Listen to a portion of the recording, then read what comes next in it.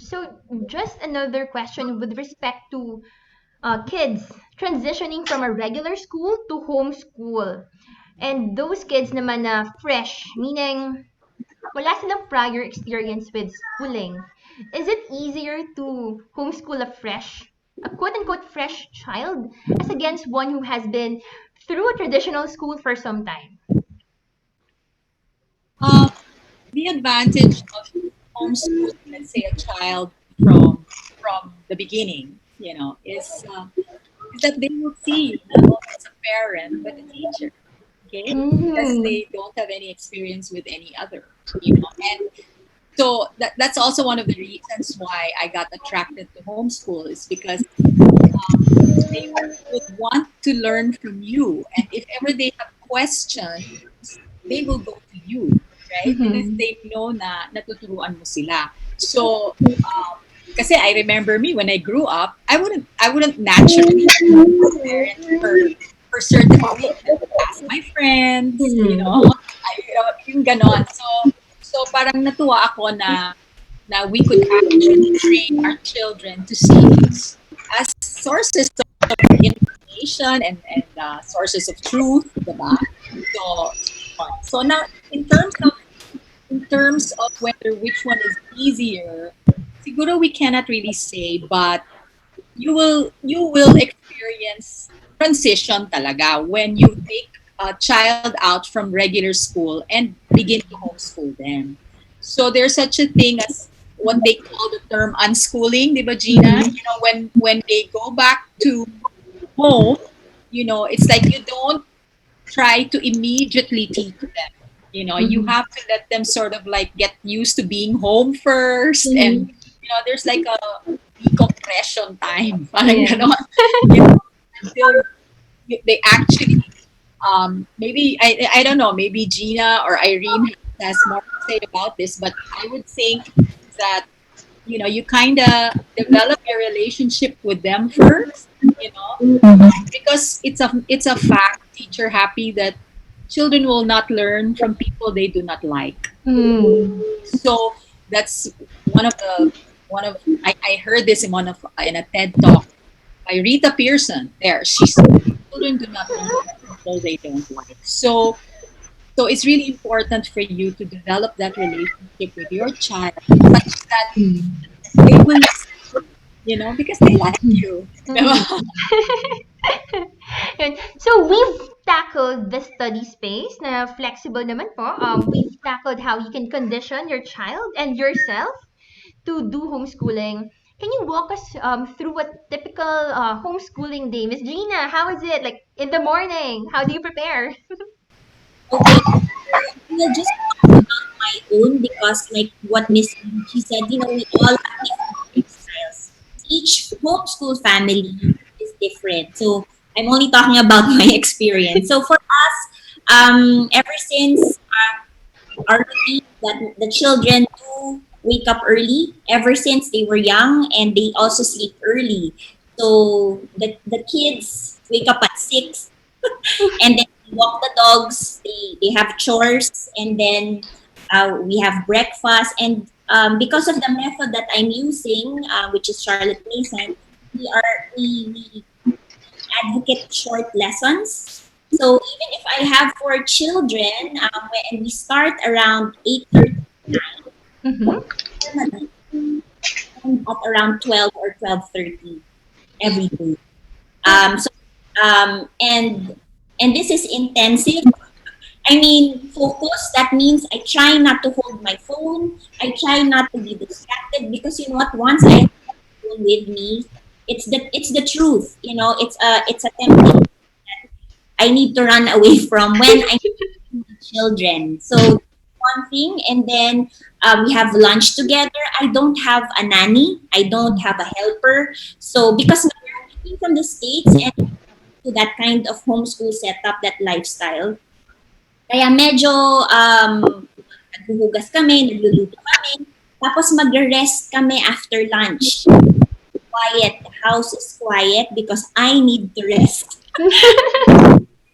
The children have learned to with that rhythm to rest, that in a day it's important to rest, to keep quiet, to enjoy playing quietly or reading quietly, and then we regroup mga 3 or 4 o'clock. Mhm. Nagre kami, biglang nagsusulputan na sila, tapos yun, iba na yung activity sa hapon, and then we eat dinner uh, early and sleep early. Now, as what I said, I have a homeschool provider, and that is also a full-time job. So now 2 years, and so I had to adjust my lifestyle. So yung work ko, I do it when they are resting in the afternoon, 1 to 4, 1 to 5. Doon naman ako nagpapalit. It has a lot to do with discipline, with dedication, being intentional. So yun lang ang story ko. Other families, some, they start homeschooling at 3 p.m., and they finish at maybe 8 or 9 p.m. So iba-iba talaga. So, but for me, that's mine. Okay. Tita Irene, may I add po kayo? How is it in your household? Um, Two phases kasi yung homeschooling experience ko eh. During the time na my older kids were starting with homeschooling, we had a more structured schedule, no?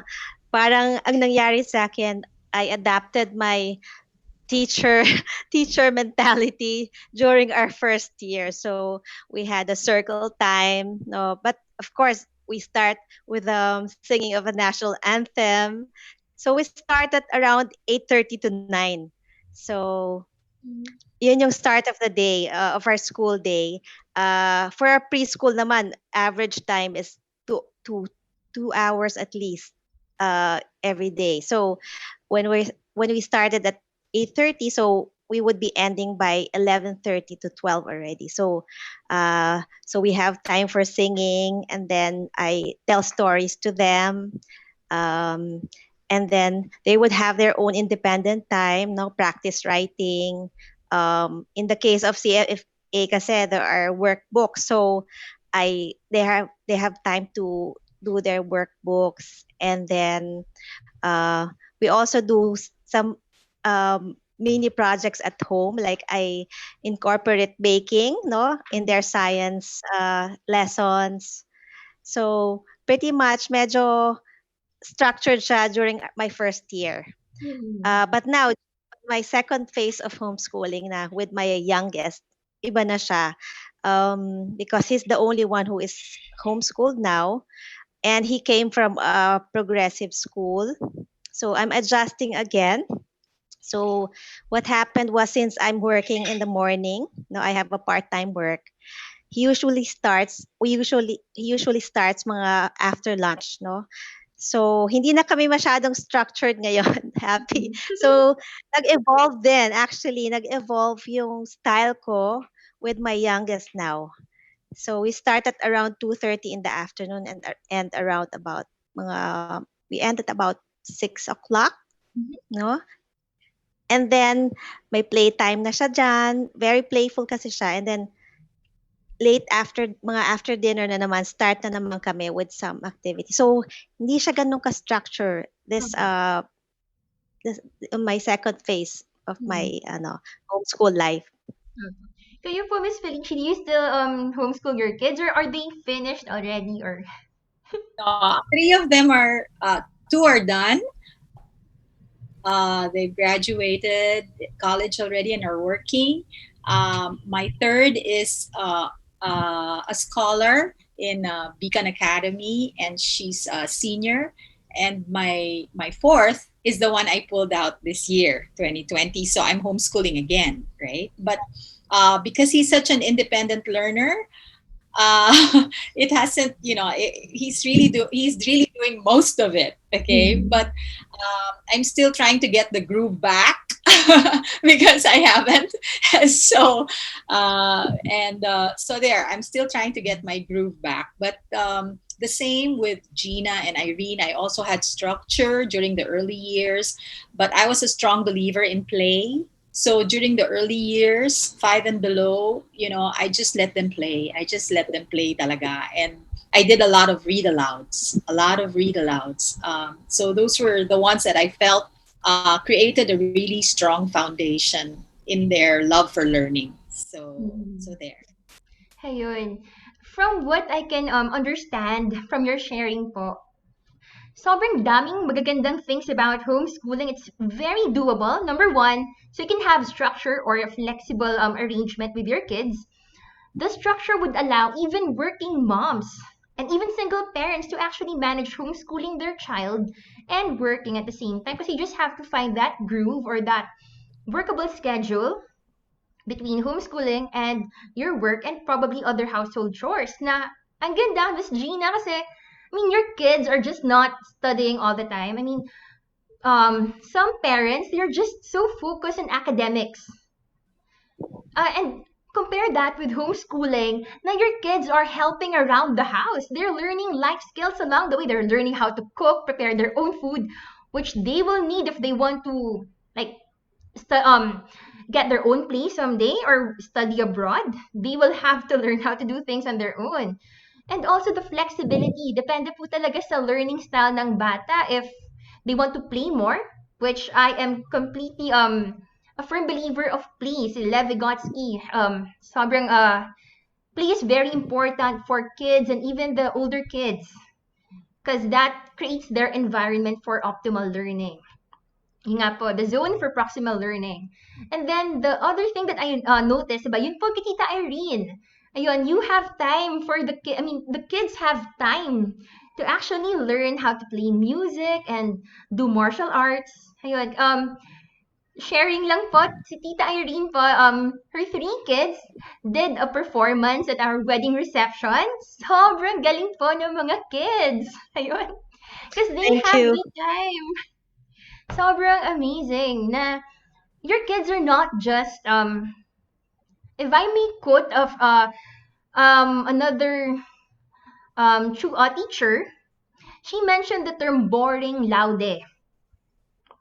And it stuck with me and my husband because we figured that we've been too immersed in studying academics. We forgot about, well, we are still into sports but not so well rounded as opposed kids who are doing homeschooling are exposed to because they realize that it's not all. I mean, it's important that you know your stuff, but more importantly, you need to have that balance. Yun. So, on that note, may I ask naman, how do you know if your kids are learning enough?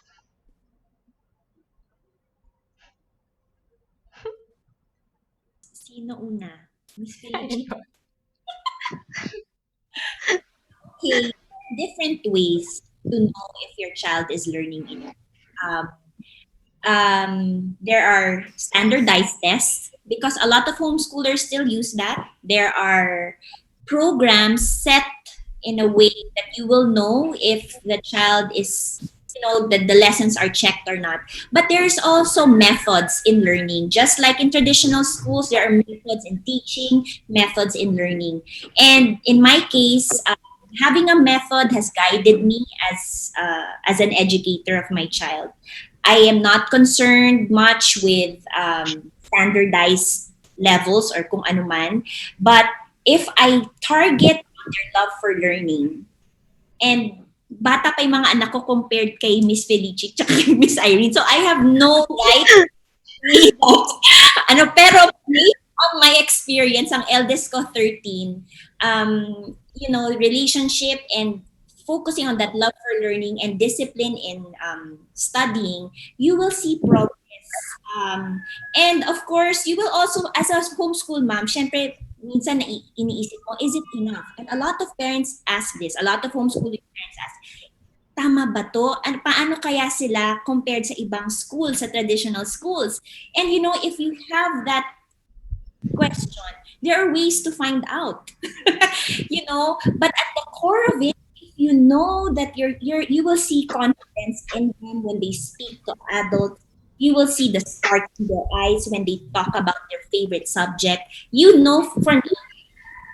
For me, that's the best. Saka na yung standardized, saka na yung mga yon. Pero alam mo, more often than not, they all often reach it.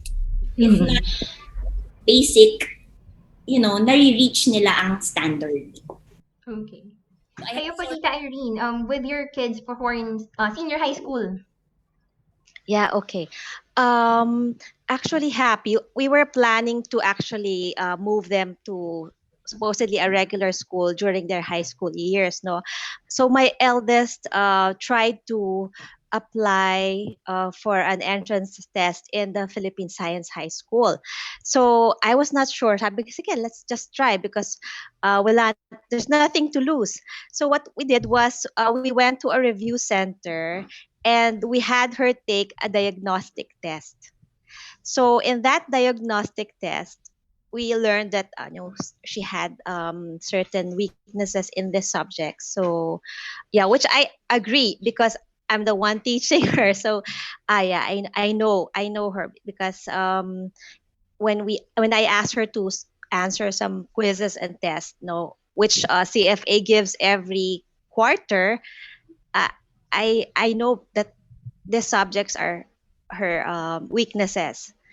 But in the diagnostic test, it further confirmed the areas for improvement in terms of the subjects. And happy just to tell you no na the homeschooling kids are at par with those Mhm. kids in the regular school because my daughter was able to pass the entrance exam of the Philippine Science High School. But when we asked her to make the decision, we asked her, you weigh the pros and cons. Would you like to transfer to a science high school? And then we prayed about it. And then she weighed all the pros and cons with us. And eventually she decided, I still want to homeschool. So just to assure you that as long as you instill the love for learning, happy, you should be confident enough that you are doing the right thing and that your child is on track.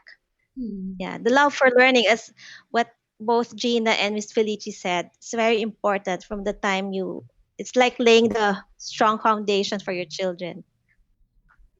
I think you also need to trust your child, you know, because who knows what's enough, right? So we need to trust the child that the child is learning as they play. They're learning, you know, as you expose them to different materials, to the curriculum that you have chosen, and everything, and as you see that they are enjoying, and like you said, diba? Play puts you in a position to learn optimally, diba? So you Yes.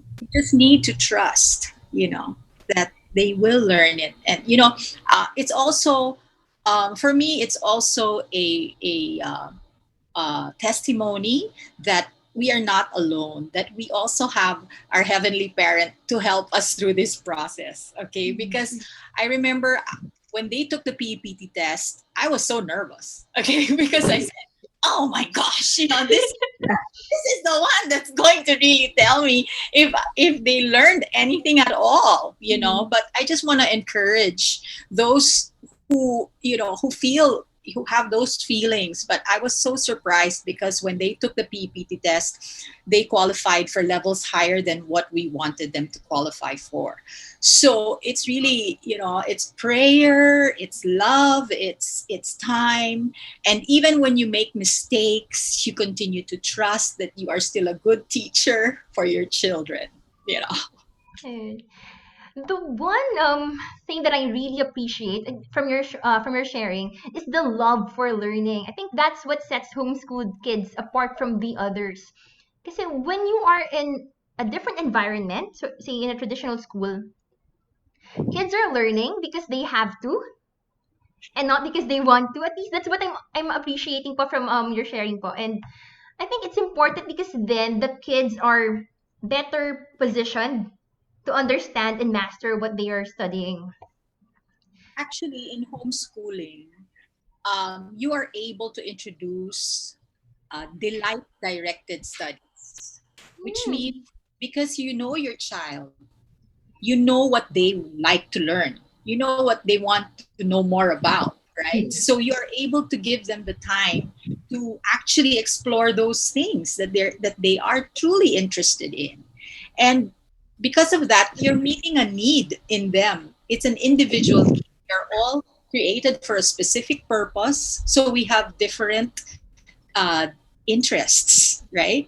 And so when you teach along the lines of the interest of your child, the learning is how do I call it, siguro na-escalate, kasi gusto nila yung pinag-aaralan nila, 'di ba? And when you meet that need, it gives the child the capacity to learn other things, even if they're not so interested in, let's say, math, or they're not so interested in art.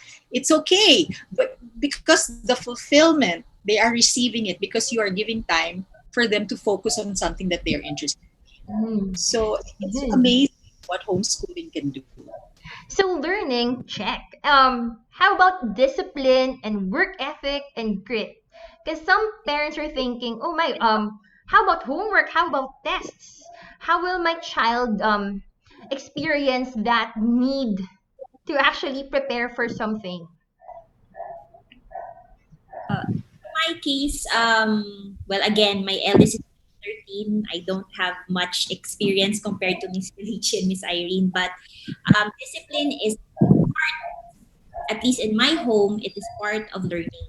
And so, yes, we focus on love for learning. That is the number one priority. But without the discipline to back it up, or to support it, then, pwedeng mawala or something. And so I'm a firm believer of discipline, and that is the reason why we do math daily.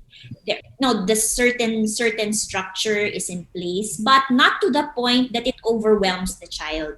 Na tipong yun na yung buhay niya, pag-aaral na lang. And that is why half day of formal schooling is such a good experience for the children and for myself. Kasi, we have time to do so many things pa. And so, for my eldest, he does have, because he is an independent learner na at this point, the thing about him is that he reports to me. He even asks for an appointment because I'm working with the younger kids.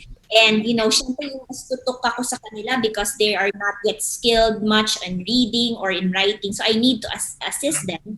While my eldest is already, na-grasp na niya yung foundations, and he is now, on his way to really independently studying. And so he has a set of books on a daily basis. He has a set of math, algebra, and then he would come to me once I'm done with the children. He would present to me the things that he's done, and so I also make sure that within the week you need to bring this to me, or within the week you have to explain this to me, tatay. So things like that. But it's not overkill to the point na hindi na sila natutulog. It's for me the right kind of discipline to know that they are accountable for the things that they are learning, or the responsibilities. Another thing is chores. Huwag na tayo sa academics Chores pa lang Yung grit doon, yung discipline doon, yung hirap ng chores, pero kailangan nilang gawin. Tama. Grabe talaga. Okay, we have 4 dogs. And all my children take care of these 4 dogs. That is, I've never done that in my life. But I see my children learning from this and growing from this. So yun pa lang, parang discipline na yun. Yeah, no, I'm happy. I just want to second the motion, Gina, when it comes to chores. The word is homeschool, right? So it has school and it has home. Okay, so, and you need to also teach your children how to be responsible at home.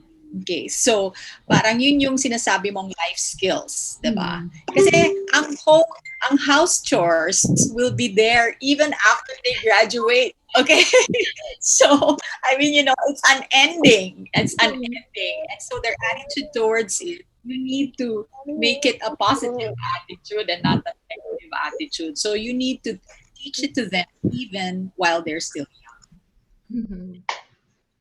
Ayun po. Moving beyond homeschooling, and kids can be either entering high school or senior high school or college. How do you prepare homeschooled kids to take the college entrance test?